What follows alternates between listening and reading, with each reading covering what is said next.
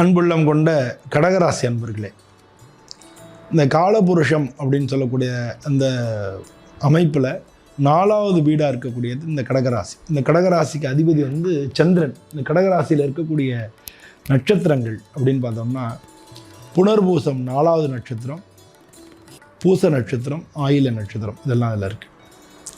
பொதுவாக இந்த கடகராசிக்காரங்க இருக்காங்க இல்லையா, இது சந்திரனுடைய வீடு. நம்ம அந்த புருஷத்துவம் அதெல்லாம் பார்த்தோம்னாலே சகஸ்திரசீரஷா புருஷக அப்படின்னு அந்த இது ஆரம்பிக்கும்.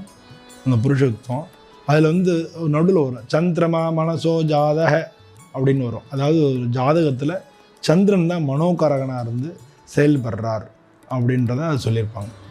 அப்போ மனோகாரகன்னா நம்ம மனசு இருக்கு இல்லையா, அதை பற்றி குறிப்பிடக்கூடியதாக இந்த கடகராசி இருக்குது. இந்த பொதுவாக அந்த கடகராசி அன்பர்கள் எல்லாருக்குமே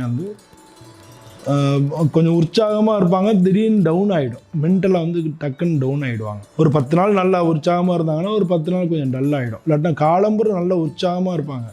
சாயந்தரம் பார்த்தா மனசு ஏதோ கவலைப்படும், ஏதோ டிப்ரெஷன் சொல்லுவோம் இல்லையா, அது மாதிரி மனசு கவலைப்படும்.